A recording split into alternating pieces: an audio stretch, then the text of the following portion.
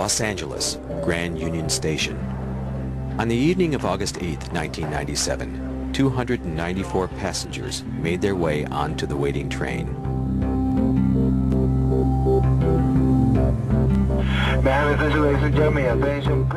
They settled in for a long trip. The Southwest Chief rushed through California, crossing the Arizona state line in the early hours of the morning. At 5:30 a.m., a stop to change crews at the small railroad town of Kingman.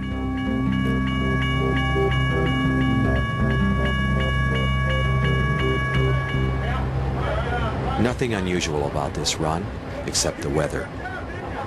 Under flash flooding from torrential rains, the bridges were being tested, including one just east of Kingman.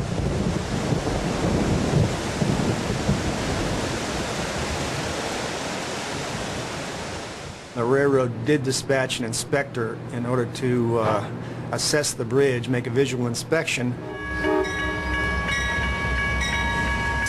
Just prior to when the chief passed over that particular bridge, a freight train had passed by that site going the opposite direction, that is going westbound, and there was no apparent damage to the bridge.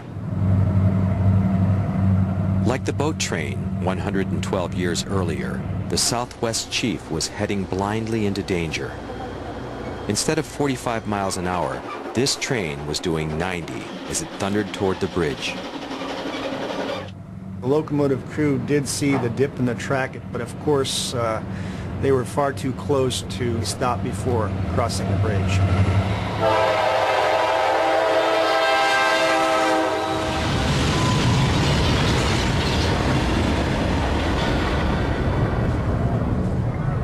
Dawn revealed a scene of devastation.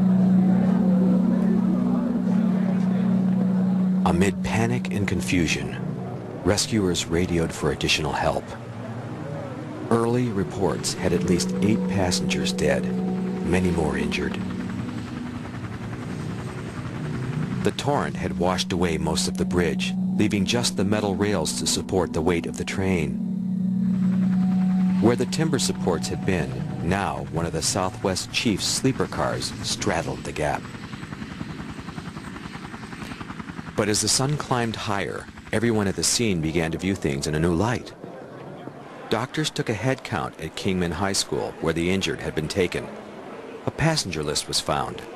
Then they counted again. In their astonishment, everyone was safely accounted for. What had seemed like a disaster began to look more like a miracle. The Southwest Chief had won this battle with the elements, but this was just round 1. Earthquake. On October 16, 1999, a severe earthquake, 7 on the Richter scale, shook California. The epicenter was in the Mojave Desert, 100 miles east of Los Angeles. It struck at 2 in the morning, exactly when the Southwest Chief was passing through. The train was shaken right off the tracks. Rescuers could hardly believe that once again, no one was killed in this derailment at 60 miles an hour. 4 people were injured, but the battered carriages remained upright. Surely this train had passed the tests. Not yet. On March 15, 2000, at 2 in the morning, the Southwest Chief crashed for the 3rd time. It was rounding a bend at 60 miles an hour when it left the tracks near Topeka, Kansas. There were 155 passengers and crew on board. 35 went to the hospital, but no one was killed. 3 high-speed crashes in 3 years. What saved the passengers on the Southwest Chief? The principal thing is that the train did remain intact. The couplers are very effective in keeping the cars together. They are very effective in essentially keeping the whole train together. These couplings were designed to survive a derailment at 90 miles an hour, a huge advance on earlier designs. The earlier couplers that were used in passenger equipment allowed substantial vertical motion. Matter of fact, they were pretty much unrestrained. If you took a car that was in the middle of a train and tried to lift it up, you'd have no difficulty doing that. One might expect, if you had those kinds of couplers, that the cars would indeed come undone, and you'd essentially end up with a large pile of what used to be passenger cars. The carriages were also a state-of-the-art design, built with a collision in mind. You have the strong part of the cars that can crush in a controlled fashion, which hopefully should limit the amount of injuries and the severity of injuries that an occupant might experience during a collision. To cross half of the country, the Southwest Chief has to carry huge amounts of fuel, 2,000 gallons in a single tank.